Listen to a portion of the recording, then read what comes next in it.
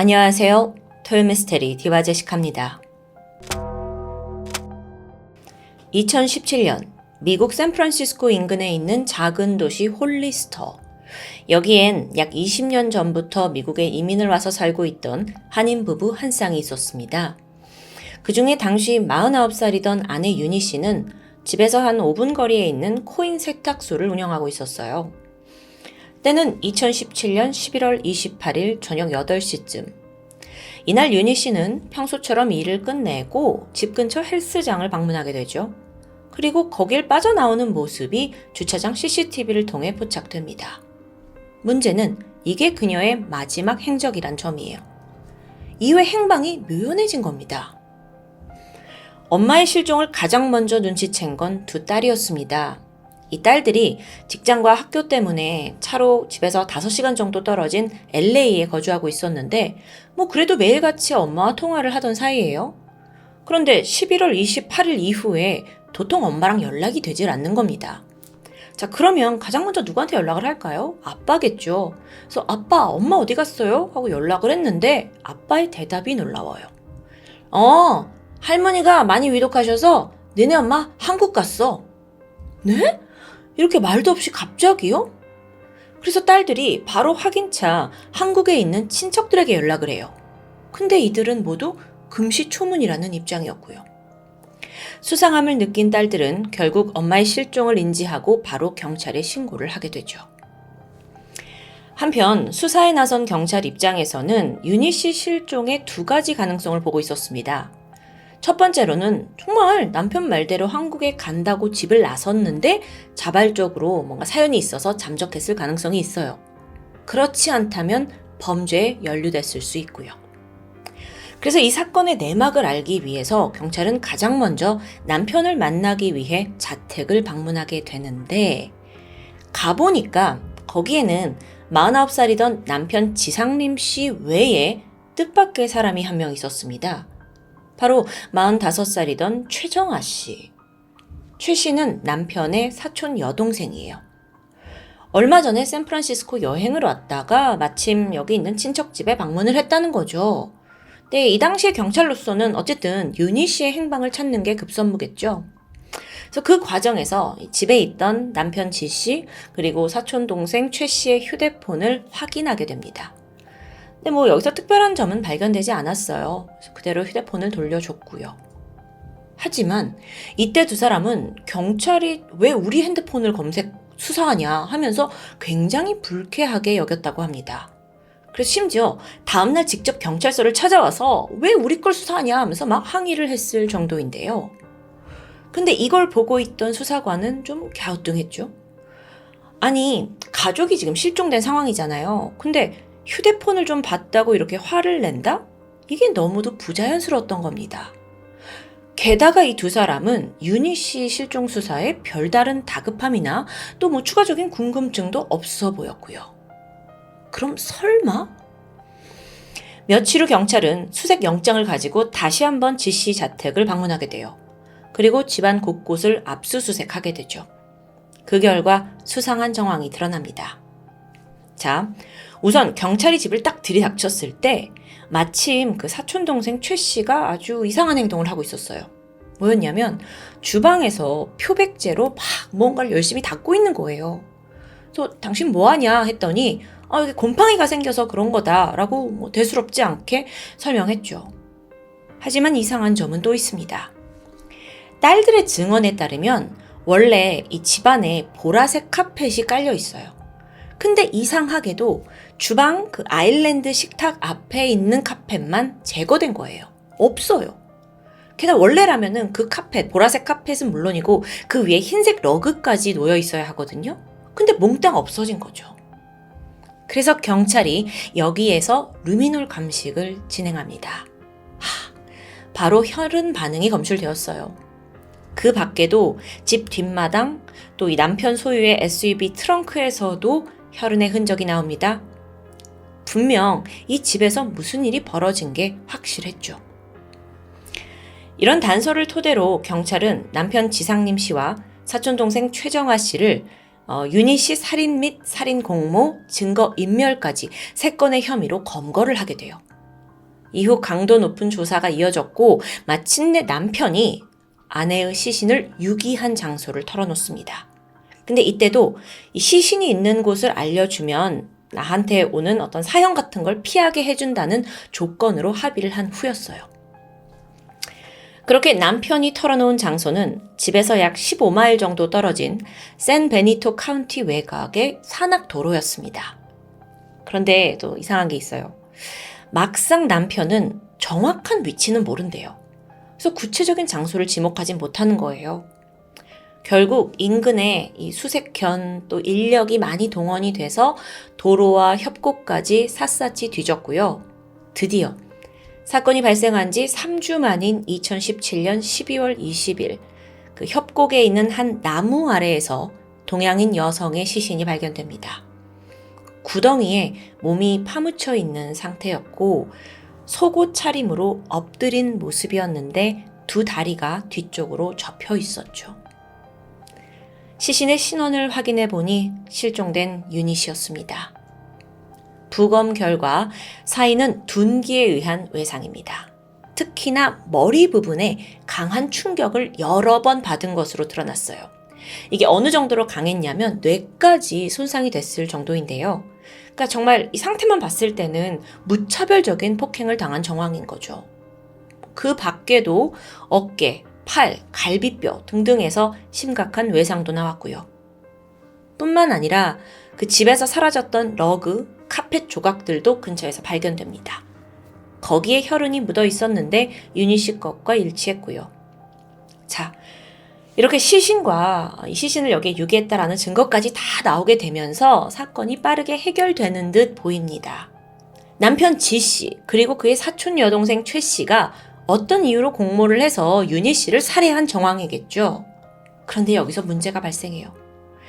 지 씨와 최 씨가 서로를 범인이라고 지목하면서 정작 자기는 결백하다고 주장했기 때문입니다. 자, 먼저 남편 지 씨의 주장을 좀 들어볼까요?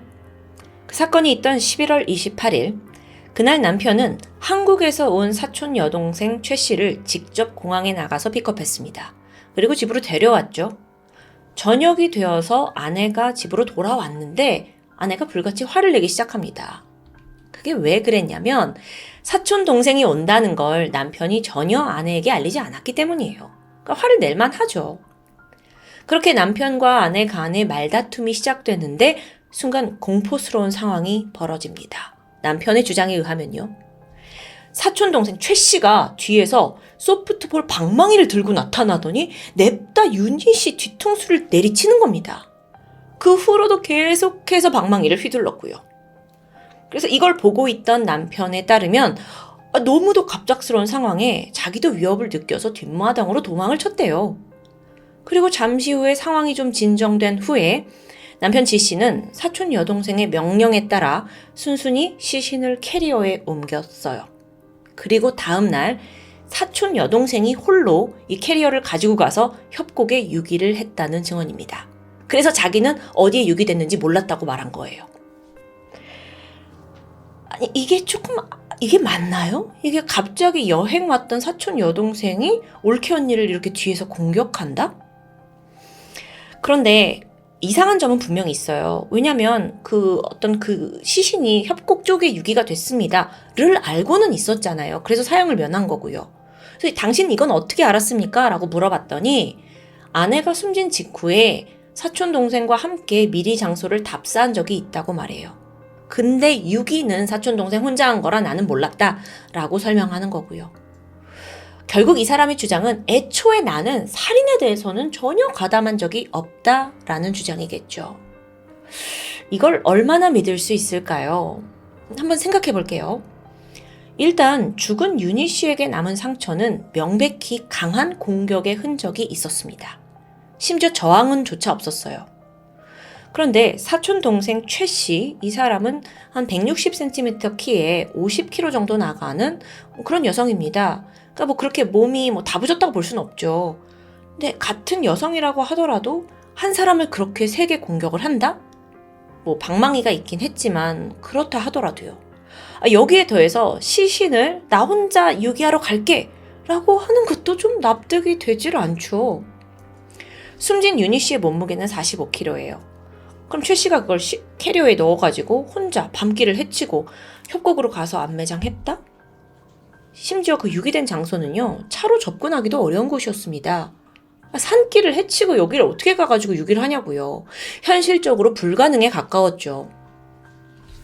한편 최 씨, 이 사촌 여동생 최 씨 또한 억울함을 호소해요. 경찰 진술에서 첫날 자기가 이 집에 도착해서 자기는 그날 올케 언니 윤희 씨 얼굴조차 보지 못했다고 해요. 근데 그러다 나중에 좀 말을 바꾸더니 사실은 그 사건 당일날 나는 방에 있었는데 막 짐을 풀다가 보니까 윤희 씨가 귀가를 하는 소리가 들렸고 막 부부가 다투더라. 근데 싸움이 점점 막 소리가 커져서 내가 걱정이 돼 봐서 방에서 나와 봤더니 이미 윤희 씨 머리에 피가 흐르고 쓰러져 있었다. 라고 말하는 겁니다. 즉 모든 건 그러니까 아내랑 평소 사이가 안 좋았던 사촌 오빠 지 씨의 단독 범행이라는 주장이겠죠. 조금 이런 부분을 생각해 볼 수 있을 것 같아요. 사실 한국에서 막 미국에 도착한 날이잖아요.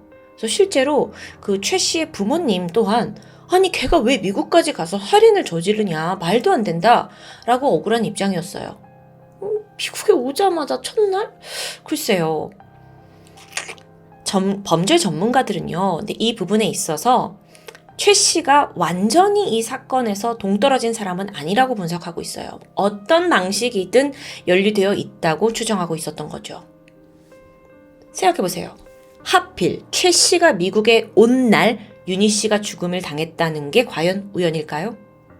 또 윤희 씨가 실종된 후에 두 사람이 체포되기 전까지 약 8일간의 시간이 있었거든요. 그런데 이때 둘이 뭘 했냐? 그걸 살펴보면 둘이 공범이다라는 걸 의심하기 충분한 정황들이 있습니다. 예를 들어서 윤희 씨가 사라진 직후에 사촌동생 최 씨가 즉각 그녀가 운영하던 코인 세탁소를 관리하기 시작해요. 또 사촌 오빠와 함께 파티에 가기도 하고요. 그러니까 뭔가 거리낌 없이 아내 역할을 자기가 대신하는 듯하죠. 심지어 신용카드를 사용하기도 했고요. 자, 근데 여러분 지금 이쯤 되니까 다들 속으로 저 지금 둘이 무슨 관계 아니야? 이렇게 의심이 들고 있죠.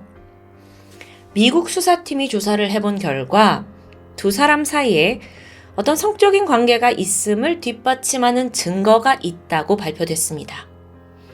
사실 지인들조차 둘의 관계를 의심하긴 했었어요.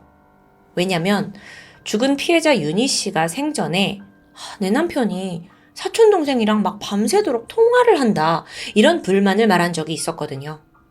또 실제적으로 남편이 한국에 있는 사촌 여동생 가족들 통장으로 2억 원이 넘는 거금을 송금한 적도 있었고요.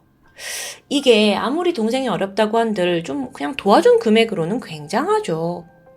수상한 건 더 있습니다.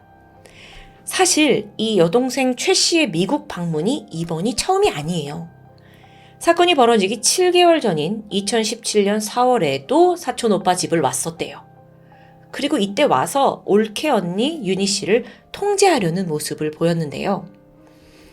당시 윤희 씨가 이제 지인들한테 말한 것을 토대로 보면 사촌 동생이 우리 집에 왔는데 이상하게 나를 시집살이 시키는 것 같아 이러면서 자기가 운영하고 있는 코인 세탁소 열쇠를 빼앗아 갔고요. 또 언니는 뭐 이런 비싼 차를 타요? 하면서 차 키도 압수하려 들었고요. 너무 황당하잖아요. 그래서 참다 못한 윤희 씨가 막 너 왜 그러냐 하면서 둘 사이에 폭행까지 오고 가면서 싸움이 번졌습니다. 그래서 실제로 이 문제 때문에 경찰이 2번이나 출동한 기록도 남아있고요. 정말 이상한 사촌 시누이죠. 이런 일련의 사건이 벌어진 이후에 윤희 씨 그리고 남편의 관계는 급속도로 악화되었어요. 뭔가 의심을 한 거죠. 그래서 윤희 씨도 이혼을 결심했고요. 그런데 여기서 남편 지 씨한테는 평소 총기를 수집하는 취미가 있었습니다. 경찰이 집을 압수수색했을 때도 집 안에서 20정이 넘는 소총, 권총들이 발견되었을 정도니까요. 그래서 이혼을 결심한 윤희 씨도 사실 이런 걸로 인해 자기가 위협을 당하지 않을까 굉장히 두려웠고 그렇다 보니 이혼을 준비하는 과정에서도 조심스러워했다고 해요. 또 공공연하게 혹시 나한테 무슨 일이 생기면 범인은 남편일 거야. 이런 말을 남기기도 했고요. 자, 그렇다면 남편 지씨 그리고 사촌 동생 그 내연녀 최씨가 범인이라면 범행 동기는 무엇일까요? 물론 이 두 사람의 부적절한 관계가 폭로되는 걸 막으려는 의도도 있었겠죠. 그런데 미국 수사팀이 추정한 결정적인 이유는 돈이었습니다. 이들이 살고 있는 캘리포니아에서 이혼을 할 경우에 재산의 기여도에 상관없이 부부가 함께 축적한 재산을 딱 절반으로 나누게 되어 있어요. 지씨 부부는 홀리스터 지역에 살고 있었죠. 근데 여기가 부유층이 많이 사는 동네입니다. 이 부부는 개중에도 또 큰 저택에 살고 있었고요. 그러니까 부부는 당시에 상당한 재산을 축적해온 상태였고 또 아내의 명의로 되어 있던 그 코인 세탁소 이것뿐만 아니라 또 같은 지역에 한 8억 원짜리 집도 소유하고 있었다는데요. 남편 지씨 입장에서 생각해 볼게요. 이혼을 하게 되면 이 모든 걸 아내와 반딱 나눠야 되겠죠? 그럼 큰 불만이 생길 수 있습니다. 그런데 아내가 사망할 경우 재산은 한 사람에게 가요. 그러니까 수사팀이 봤을 땐 남편이 이걸 노렸을 수 있다는 거죠. 이렇게 많은 정황적인 증거들로 인해서 수사당국은 남편과 사촌 여동생이 공모해서 윤희 씨를 살해하고 유기한 것으로 판단한 후 두 사람을 정식 기소합니다. 그런데 여러분, 이 사건 참 쉽지가 않아요. 우선 살인의 결정적인 증거, 흉기였던 소프트볼 방망이가 끝까지 발견되지 않았습니다. 분명 남편 지씨 또는 사촌 여동생 최씨 이 두 사람 중에 한 명이 범인인 건 맞아요. 주범인 건 맞아요. 근데 정확히 누가 어떻게 윤희 씨를 공격했고 어떻게 시신을 유기했는지는 제대로 된 물적 증거가 나오지 않는 거죠. 그래서 사실 이로 인해서 최악의 경우는 증거 불충분으로 두 사람이 풀려날 상황이 생기는 것도 우려가 되던 그런 와중입니다. 한편 남편 지 씨는 수감된 와중에도 어떻게든 빠져나갈 궁리를 했다고 해요. 자기가 직접 사건 조서를 꼼꼼히 살피고 선임된 변호사 대신에 본인이 직접 진술을 하기도 했고요. 근데 또 영어를 이제 20년 동안 이민 생활을 하셨으니까 잘 했겠죠. 근데도 불구하고 언어적 문제가 있다면서 재판 기일을 자꾸 미루는 모습을 보입니다. 이게 분명 재판에서 그렇게 곱게 보이지만은 않았을 것 같아요. 자, 드디어 D-Day. 지난 2020년 3월 마침내 법의 심판이 내려졌습니다. 1급 살인죄로 기소된 남편 지상림 씨는 유죄를 판결받습니다. 즉, 남편이 아내를 공격해서 살해한 것으로 판단이 된 거죠. 이로써 그는 최소 2042년까지 가석방 없는 징역 25년형을 선고받게 되죠. 이어서 2020년 7월 각각 재판이 이뤄진 거예요. 최 씨의 재판이 진행되는데 그 사이에 최 씨는 검사 측과 나의 범죄 혐의에 대해서 우발적인 살인을 인정하는 것으로 합의를 하게 됩니다. 이전까지 나는 완전히 관련 없다, 무죄다 라고 주장했던 것과는 좀 다른 모습이죠. 여기에 대해서 지방검사는 아마도 이 계획 살인을 했다는 것에 따른 형량의 부담이 있었을 거다. 그래서 이렇게 합의를 한 것으로 보고 있습니다. 그 결과 최정아 씨는 최종적으로 징역 11년형을 선고받게 돼요. 근데 이 사람은 이제 한국인 신분이잖아요. 그래서 미국에서 11년간 감옥 생활을 한 후에 출소하면 한국으로 강제 추방될 예정입니다. 자, 이렇게 두 공범의 판결이 마무리되었죠. 아주 어렵고 길고 긴 재판이었습니다. 사망한 윤희 씨, 그녀는 누구보다 성실하게 살아오던 두 딸의 엄마입니다. 코인 세탁소를 운영하기 전에는 식당에서 종업원으로 일하기도 했고 이 낯선 미국 땅에서 오로지 가족을 위해 열심히 살아왔었죠. 그런 엄마를 잃게 된 딸들의 고통을 우리가 쉽게 헤아릴 수는 없을 것 같은데요. 자상한 엄마이자 아내, 가족, 그런 그녀를 죽음으로 내몬 비정한 남편, 게다가 가족관계인 내연녀까지. 결국 법의 판결 앞에서 사실 이 공범 두 사람이 얄팍한 거짓말을 하면서 막 서로를 배신하고 비난하는 모습을 보이면서 참 한심하다는 생각이 들었는데요. 그런 두 사람에게 무거운 법의 처벌은 당연한 결과겠죠. 마지막으로 억울한 죽음을 당한 윤희 씨 삼가 고인의 명복을 빌겠습니다. 지금까지 토요미스테리 디바제식합니다.